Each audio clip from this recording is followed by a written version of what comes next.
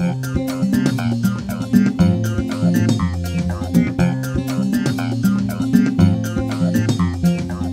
everyone, I'm Kat Rosenfield, aka Auntie SparkNotes, and I'm here on Skype with Laurie Halse, who is one of my literary idols.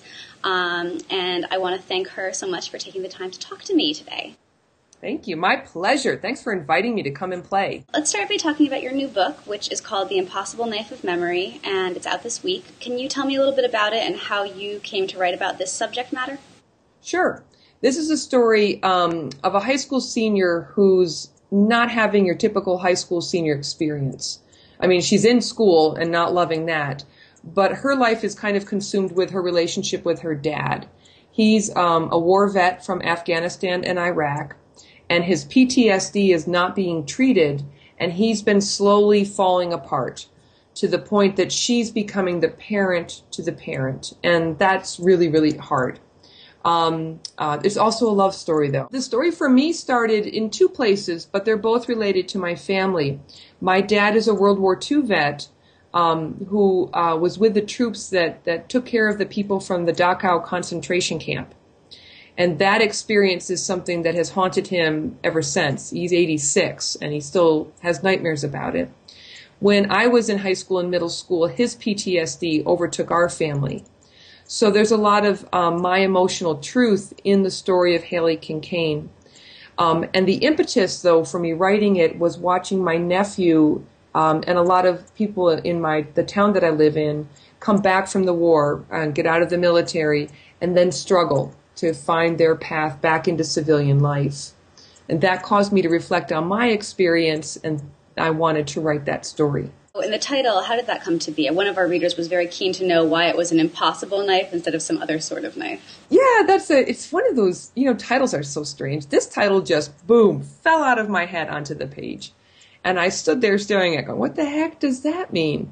But it has to do with one of the larger themes in this book is dealing with memory. Because not all memories are nice. We want to all think about, your good memories. But her father is tormented by his memories of the war. He hasn't found a way to move past them. They keep ruining him.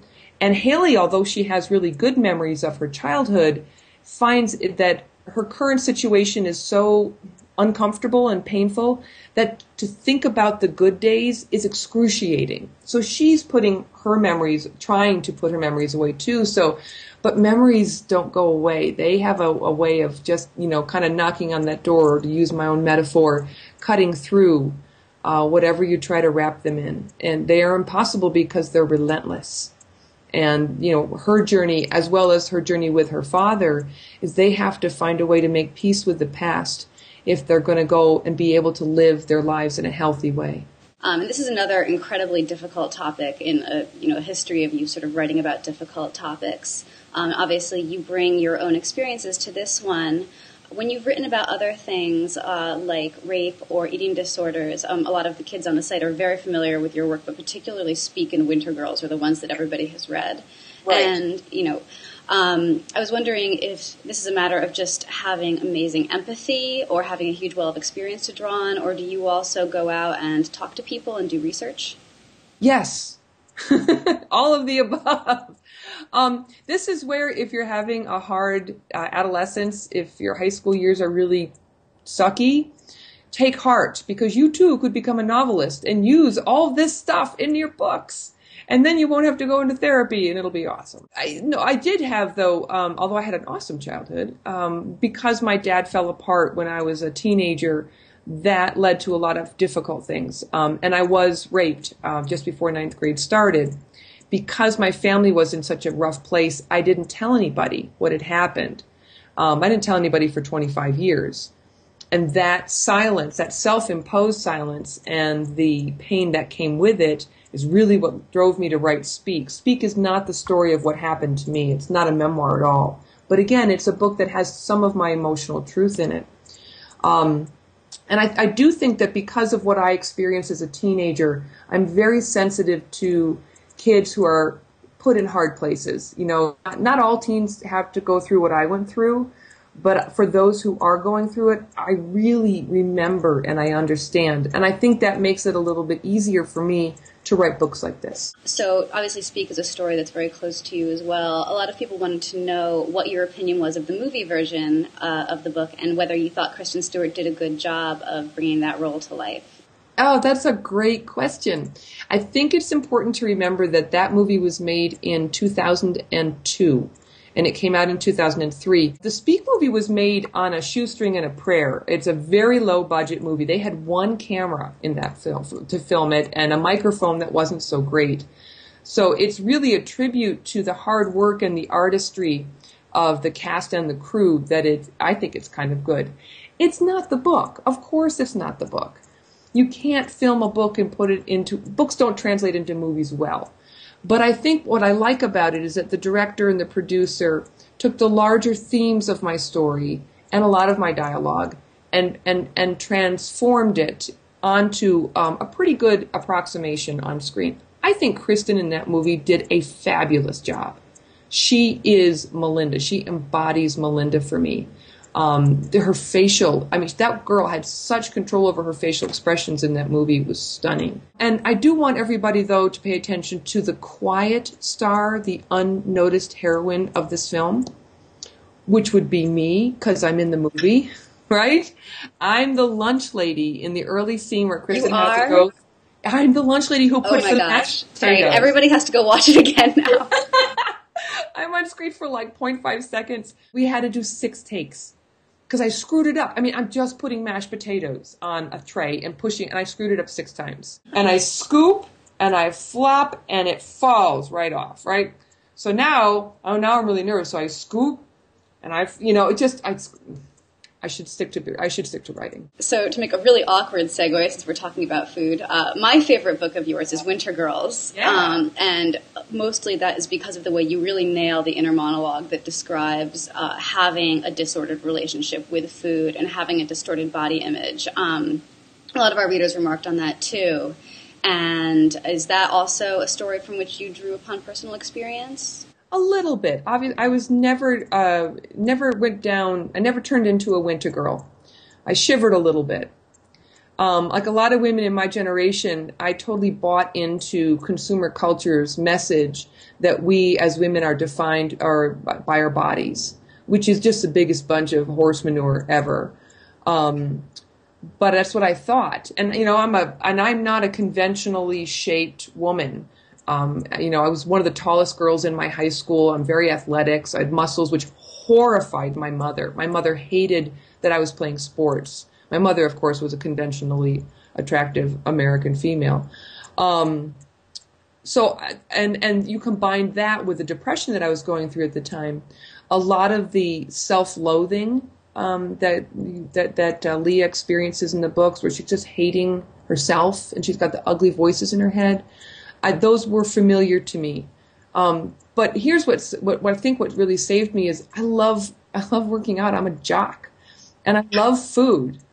I think food's awesome. I think water's awesome and sunshine. And so while I had my struggle with negative self-talk, I never fell down the rabbit hole. So what I had to do in Winter Girls was talk to and research both. I didn't want to talk to anybody who was dealing with their disorder actively, because I felt like that would be improper. But I talked to people who were well into their recovery, girls in their 20s. I didn't talk to anybody under 18. So I talked to women in their 20s who felt that they were strong and into recovery. I talked to family members, and I talked to a number of physicians and psychiatrists and mental health professionals who work both in inpatient and outpatient clinics. I think it's really interesting. You talk about having been sort of too athletic or not having the conventionally attractive body for your era. It sounds like, for when I was growing up in the 90s, and I think for when a lot of our readers are growing up now, that has become a more, accepted thing. And I'm trying to figure out if the standards have become broader or more narrow or just narrow in a different way. What do you think about that? That's a really good question. I think that's a great question for your readers to debate.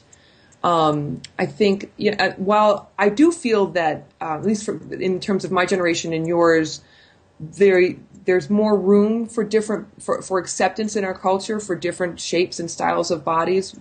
Thank God, it's about time.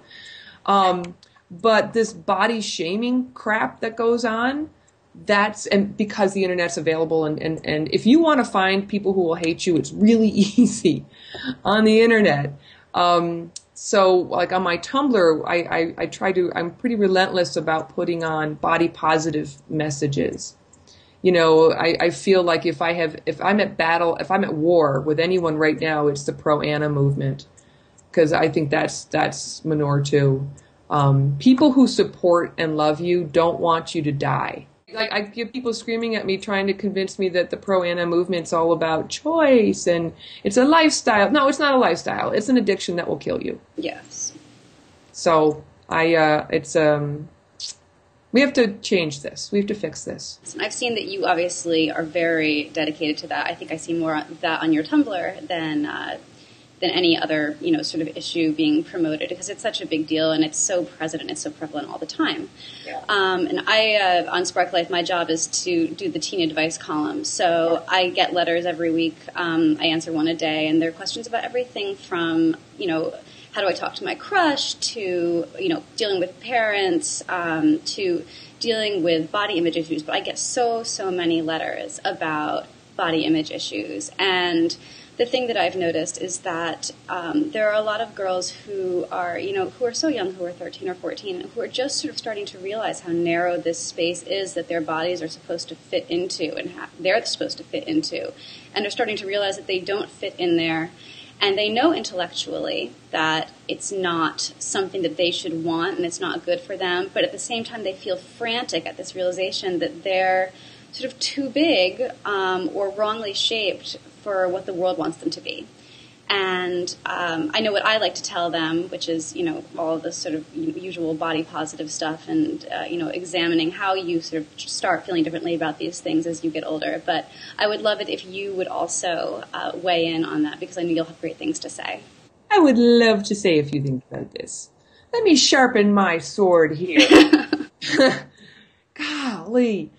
Here's what I really wish that I could communicate to every person in America between ages 10 and 20. There are multi-billion-dollar companies, corporations, multinational, multi-billion-dollar corporations who spend millions and millions every week to try to make you feel bad about the way you look. Because they need to make you vulnerable. They don't want you strong and healthy. They want you anxious and filled with doubt and worrying about your appearance and, do I fit in to whatever?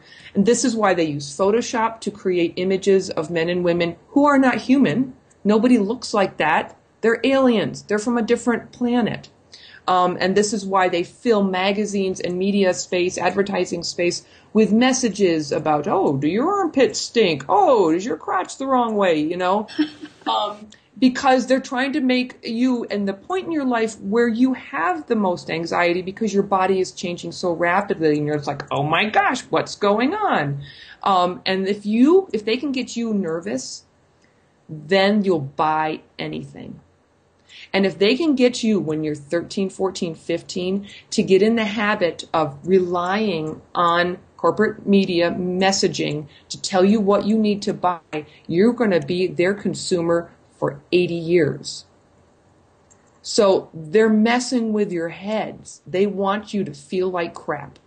I wish that the people who are in charge of these marketing decisions and the people who do the photoshopping and all this other crap would have to look their 12-year-old son or daughter in the eye when that kid comes to them already deep in the jaws of an eating disorder, and understand the damage that they've done to their own child. And then I wish for them to experience the pain of the knowledge of multiplying that damage times millions, because that's what they've done. So we had a lot of questions that I'd like to move on to when they found out that you were coming to visit us, the Sparklers. We call them Sparklers because we're Spark Life. I love that. That's awesome. It's very cute, and they are very sparkly. They're a very intellectual, very well-read bunch, and they're great with language, and they're great at talking to each other. It's one of, I think, the most sane and pleasant places to be on the internet having a conversation. That's so. Nice. With that said, they were very, very excited to know that you were going to be here, and they had a ton of questions. And I'm not going to be able to actually get to all of them because there were so many. Sorry, guys. Right. Invite me back later. Yes, that's right. We'll do this again sometime. Yeah. So the first one that actually made me laugh was, and it's easy, so we'll start with this one. What is your favorite kind of rabbit? Rabbits that don't bite. The tree symbolism in Speak. Some people were very confused by that and would love to have you explain it in a little bit more detail. Okay, I'd love that. Thanks for the opportunity. For me, that's a very personal symbol because my grandfather was a forester in the Adirondack Mountains, and I grew up in the mountains and feel very deeply connected to the world of nature.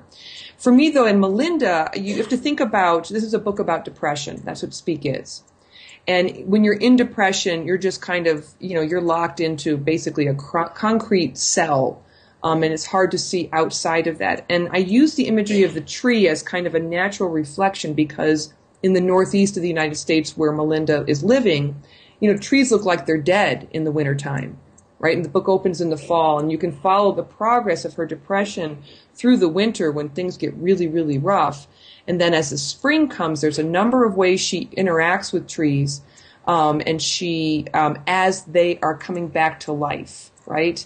There's a scene where she's cleaning out the bushes, and then the tree in front of her house is trimmed, and the trees are coming back to life, just as she is coming back to life, as she's recognizing that she's going to acknowledge to herself that she was assaulted, she was raped, and that she's going to start talking about it. And that's how she's going to, by speaking up, she gets to come back to life too. So the tree is what's happening inside of her, but happening outside. I think that's a great way. It's a reflection of her journey. It's really interesting. It's funny because I think that that's one of the reasons that winter is such a very hard time for so many depressed people. You got that right. Can I say something else, though? Of course. Because I know the book is often taught in English class, and English teachers love symbols, right? They want, this is the symbol for this. And to me, it doesn't matter what I intended something to mean. If a reader comes up with a different explanation of the tree, or if a reader finds, like I know a reader who found great symbolism in the color of her bruises, which I seriously did not intend, but that doesn't matter, because what matters is that the reader found something in the book that connected to him and made sense to him, that helped him understand the character better. It's all good. Do you have another example of a time that that's happened, that somebody has taken something away from one of your books that, you were like, I wish that I had done that on purpose because it's brilliant? Yeah, I'll use Speak as an example. I was speaking to a high school in Buffalo, New York, and this 9th grade boy raised his hand and he said, I just wanted to tell you how impressed I was with your choice of the names that were agricultural symbols. I was like, dude, what did you just say? And he was so sweet, this kid. Oh gosh, he's probably running the world right now. Anyways, what he pointed out to me that I had not realized is that 2 of Melinda's friends had names. Their names were the names of plants, Ivy and Heather. Ooh. Look at that. You were a genius and you didn't even know it. I'm not even going to take credit for that because I seriously did not do that. But it didn't matter. He found it. It worked. Yeah. So on the subject of constructing books, as you would probably expect, we have a lot of aspiring writers on the site, and they would love for you to provide some advice on what you should do if you're interested in becoming a writer. My biggest piece of advice is to be nice to your parents, because you're going to wind up moving back into their house after college and living in their basement for 10 years. Yeah, that is true.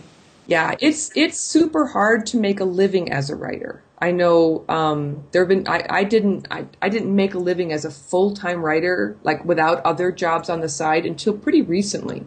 Because it's so unpredictable. And a lot of people out there, I mean, J.K. Rowling and Stephanie Meyers, they're the exceptions, not the rule. So I think it's important to recognize that you're probably going to have another job, at least while you're getting started. So you don't want to put all of your eggs into the creative writing basket. The other piece is that if your like electricity gets turned off because you're trying to be a full-time writer and the only way you can get it turned on is to sell a book, that's not fair to put yourself under that pressure. So recognize that your life, you're probably going to have if you want to be a writer, there's going to be a time in your life when you're going to have that other job. Journalism is great, by the way, because then you're practicing your writing skills. And then you can transition into becoming the next most famous author in the world. I think that, especially when you're like younger than 25, you should give yourself permission to start a lot of projects and don't beat yourself up if you don't finish them. Right? It's super hard to write a book, even if you've already written 10 and have them published. It's more difficult than people give credit to. And I've met kids, it just kind of breaks my heart to meet kids who clearly have the inspiration and the talent, but they're like, oh, I stopped writing after 60 pages and I think I'm a failed novelist. Oh, 60 pages. Yeah, and you're 15. You know, it's okay. It's okay. What's important is to keep writing. And sometimes you're going to be doing some fan fiction that you love, or you're going to be blogging your book reviews, or you're going to be working on your novel. Sometimes you're just going to find a book of writing prompts and, or be writing in your journal about what a jerk your little sister was. But every time you construct sentences and paragraphs and you become that observer of the world and you turn your observations into something on paper, you are making progress as a writer. What is the nicest thing that a reader has ever said to you, apart from complimenting your agricultural symbolism? Yeah, boy, I was in a bookstore in Danville, California last night, and that's outside San Francisco and Oakland. And I had a couple of the readers there, teenage readers, came up to me, blinking away some tears, and just quietly told me, that, and for one of them, the book was Speak, and for the other, the book was Winter Girls, and what a profound difference those books had made in their lives.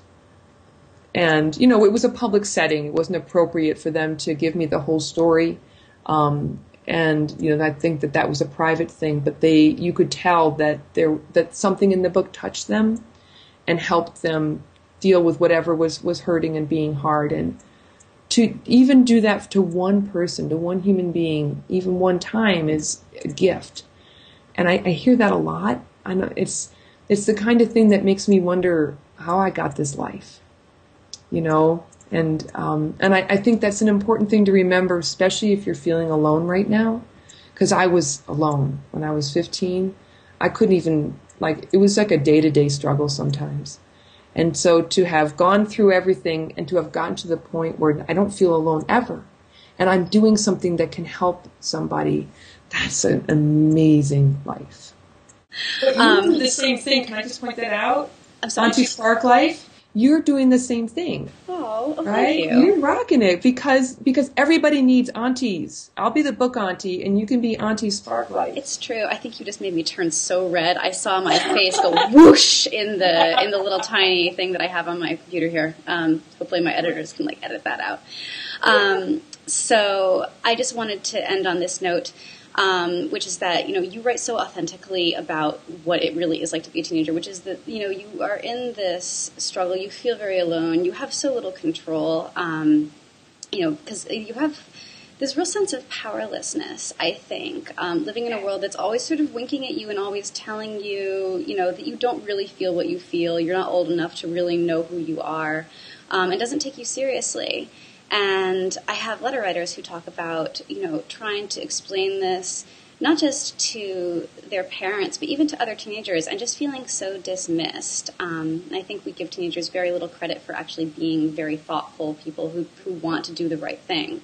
So what would you tell teens about how to cope with that feeling, for the next 5 to 10 years until it does get better? I sometimes describe adolescence as this desert that everybody has to cross from childhood and make their way into adulthood. And it feels like that way a lot, doesn't it? I think the best tool I know to get through those years in a healthy and fun way, because teenagers have great opportunities to have really fun times, but you have to find your people, right? You have to find your clan. And that means, and sometimes you can't, sometimes you can do it within your school environment. And that means even if you're super shy, like I was, going out for those clubs or sports or activities that you secretly love. And sometimes trying something for a semester like an art club and they weren't the right people, but then you're going to go do this and oh my gosh, there are my people, right? Or they work at the bookstore, or they're in the bowling league, or they're volunteering at the daycare, whatever. When you find your people, that's when groups of people can get through the desert a whole lot better than people on their own. But if you can find healthy communities like Nerd Fighters, this Spark Life, other places online, where like they're doing there's this new thing on Tumblr called the Reblog Book Club. They're doing my book this month, but they're going to do a bunch of other great books too. And it's a great place for people to be creative, and to find other people to share things with. So find your people. That's the best advice I have. Thank you, Kat, for all of your patience and care and concern for these readers. I appreciate that a lot. And this is Laurie Halse Anderson again. She's with me from her tour on the West Coast, and her book, The Impossible Knife of Memory, is out right now, and it is part of the Reblog Book Club. So if you're on Tumblr and you start following it, is the Reblog Book Club tag, I think, is what it's. It is, and it's one word. Yes, and you can get in on the action and read along with a whole bunch of people, which is really awesome. I wish that had been around when I was a teenager. Right, I agree 100%. Awesome. All right. Thank you so much. Bye-bye. Bye-bye.